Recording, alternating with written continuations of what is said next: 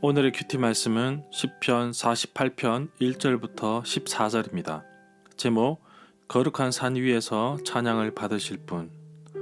먼저 앞뒤 문맥을 살펴보겠습니다. 시편 48편의 히브리어 제목은 고라 자손의 시 곧 노래입니다.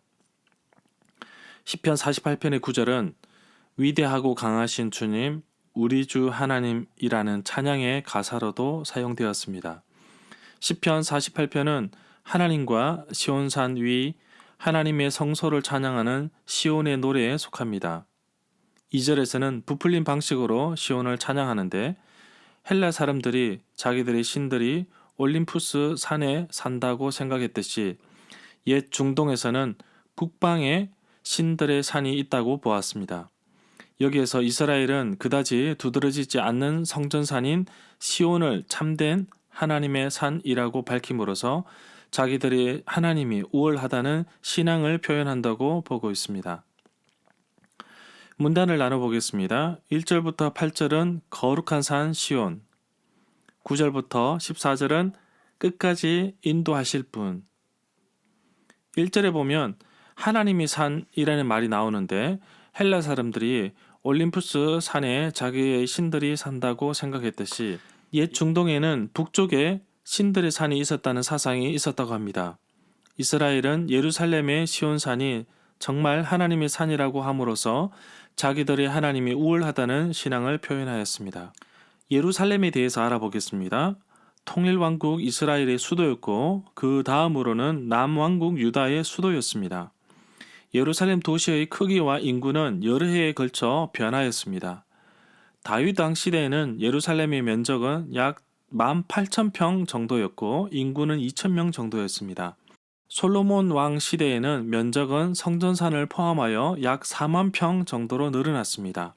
그 후 히스기야 왕 때에는 약 5만 1,000평까지 늘었습니다. 그러다가 느헤미야 때에는 다시 면적이 약 3만 6천 평, 인구는 4,500명에서 5,000명 정도로 줄었습니다.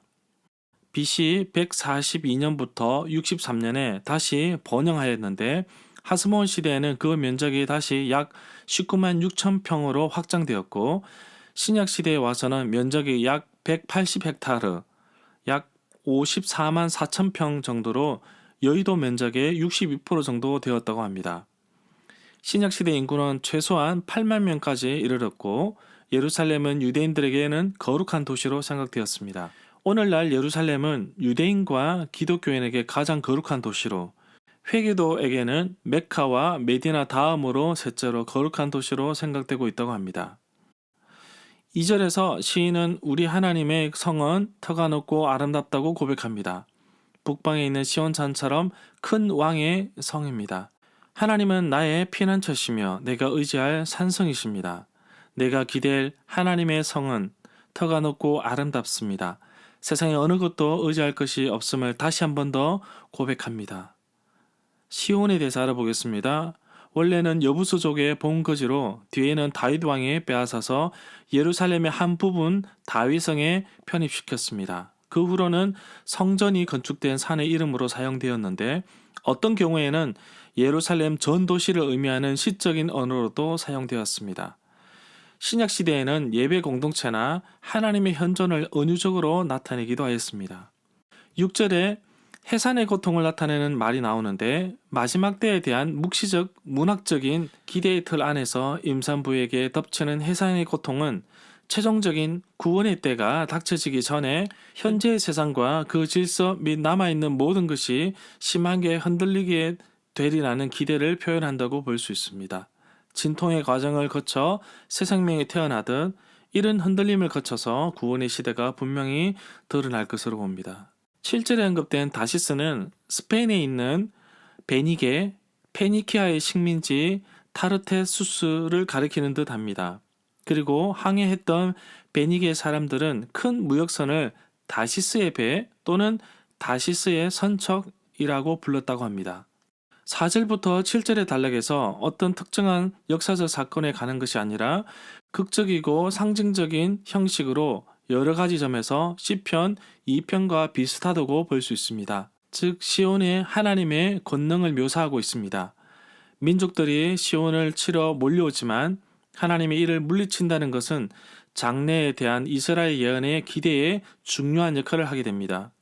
7절은 비유로 이해할 수 있습니다. 곧 두려움이 불가피하게 닥쳐진다는 것을 문자적으로 다시스의 배에 표현하고 있지만 하나님이 매우 큰 배들도 쳐부수실 때 부리는 동풍과 같다는 것으로 묘사할 수 있습니다. 4절부터 8절의 단락에서 왕들도 보고 놀라고 떨었습니다. 동풍으로 다시스의 배를 깨뜨리셨습니다. 하나님의 위대하심을 느낄 수 있는 시입니다. 이런 두려움과 놀라움 속에서도 내가 하나님의 성을 볼 때 견고함을 인하여 내가 의지할 수 있는 것입니다. 이 세상에서 진정으로 의지하고 신뢰할 수 있는 피난처는 바로 하나님 분이심을 고백하고 있습니다. 9절부터 11절의 단락에서는 주의 인자하심과 주의 이름을 찬송합니다. 정의가 충만하신 주님은 심판의 때에 온 시온산이 기뻐하며 유다의 딸들은 즐거워할 것입니다. 하나님의 공의와 정의와 사랑이 이 땅 가운데 가득하기를 간절히 소망합니다.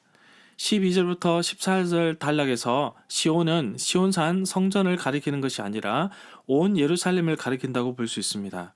이 도성의 온갖 영광은 하나님의 권능을 말해주는데 예루살렘이 보호받고 있는 것은 오로지 이 하나님께 달려있다는 것을 14절에서 고백하고 있습니다. 12절부터 14절을 단락에서 보면 시온산의 성들을 돌면서 그 모습을 후대에게 전하게 하셨는데 바로 하나님이 영원히 우리와 함께 하시기 때문입니다. 우리가 죽을 때까지 인도하신다고 하셨는데 이 얼마나 감사한 일인가요? 하나님의 백성인 우리가 목숨을 다하는 순간까지 우리를 보살피시고 이끄시는 분이 바로 우리 하나님이십니다. 적용입니다. 여호와는 위대하십니다. 하나님의 성 거룩한 산 위에서 찬양을 받으시기에 합당하신 분이십니다. 한결같이 나를 기억하시고 사랑하시는 하나님은 영원하신 분이십니다. 하나님은 앞으로도 또 끝까지 나의 삶을 인도하실 분이십니다. 다음 주가 되면 개강을 하고 개학을 하여서 학생들은 학교에서 새학년, 새학기를 맞이하게 될 것입니다.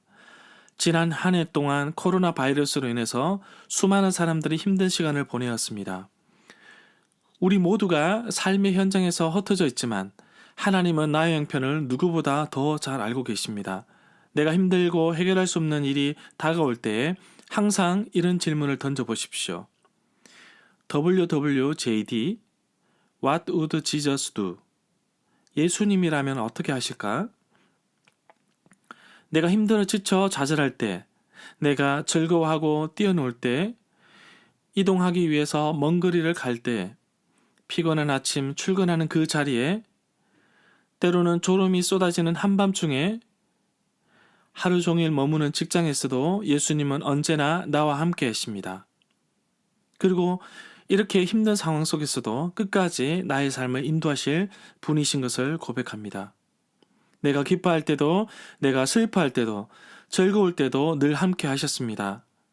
내가 기뻐할 수 있는 힘은 바로 나와 함께 하시는 하나님께 있음을 오늘도 다시 한번 고백합니다. 코로나19 바이러스로 힘든 시간을 보내고 있습니다. 백신이 나왔지만 그래도 시간은 흘러갑니다. 한국교회는 지금 너무나도 힘든 시간을 보내고 있습니다. 그러나 분명한 것은 가만히 있을 수는 없다는 것입니다. 하나님은 준비된 자를 사용하십니다.